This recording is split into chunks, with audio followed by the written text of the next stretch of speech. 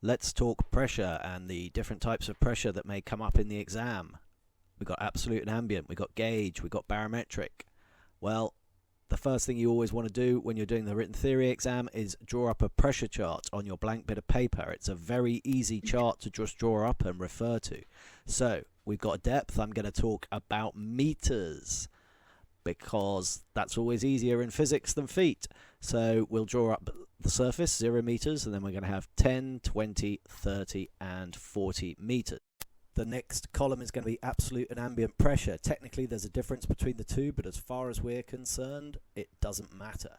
So this is a saltwater chart. So at the surface, the atmospheric pressure is 1 atmosphere. At 10 meters, it's 2, 23, 34, and 45. The next column will be gauge pressure. Let's look at this barometric pressure quickly. Barometric pressure is to do with the weather. There won't be questions about it. Barometric pressure could be an answer. If you see it as an answer, it is not the right answer. Now let's look at gauge pressure. Well, the gauge we're talking about is our depth gauge, which we want to read 0 at the surface. So we subtract 1 from absolute or ambient to find our gauge pressure. At the surface, our gauge should read 0 atmospheres. At 10 meters, 1 atmosphere. At 20 meters, 2 atmospheres. At 30 meters, 3 atmospheres. And at 40 meters, 4 atmospheres. And that is, of course, salt water. What is it going to be in fresh water? To get fresh water, we divide by 1.03. So it's going to be 0 atmospheres at the surface, 0.97 at 10 meters, and so on and so forth.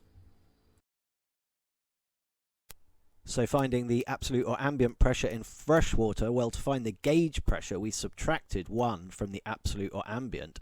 So if we want to go from gauge to absolute or ambient pressure, all we need to do is add 1 to our gauge pressure. So now we have our fresh water gauge pressures in our chart. We can add in our absolute or ambient freshwater pressures just by adding 1. So at the surface it would be 1, at 10 meters 1.97, 20 meters 2.94, and so on.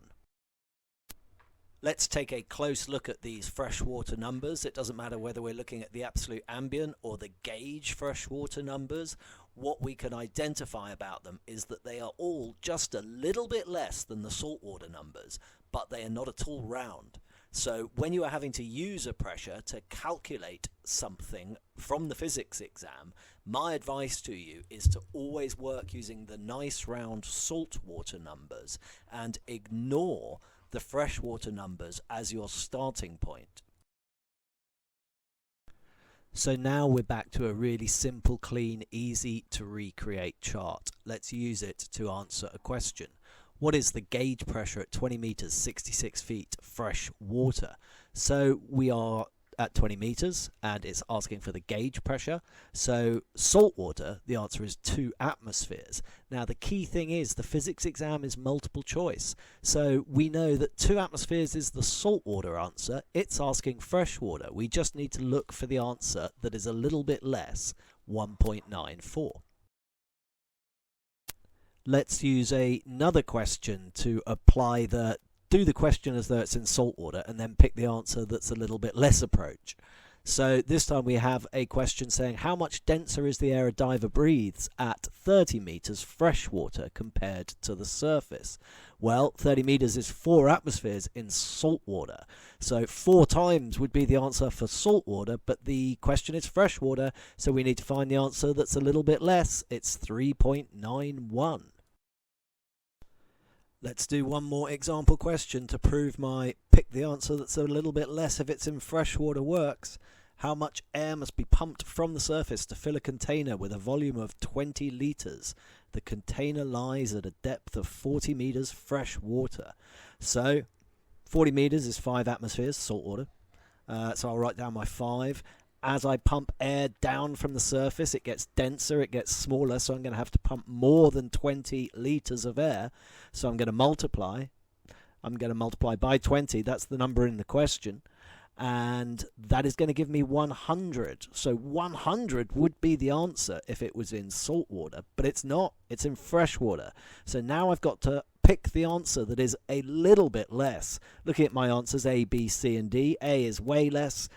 C is a lot less, or quite a lot less. D is the one that's a little bit less. D is the correct answer, 98 litres. For questions in fresh water, this will work 90% of the time. Let's look at an example question where it will not work. If it takes a diver 120 minutes to breathe through a tank of air at the surface, how long will the same tank last at a depth of 20 meters fresh? Okay, so it is a question about the amount of time it will take to breathe through a tank. It will take less time to breathe through a tank at depth than it would at the surface. So I am looking for an answer that is less than 120 minutes. That is a key thing to think as you read a question like this. So I'll take my 120 minutes, and what am I going to do? Well, I'm going to take the pressure, saltwater pressure at 20 meters, which is 3 atmospheres, and I'm going to divide because I want a number that is less. I get 40.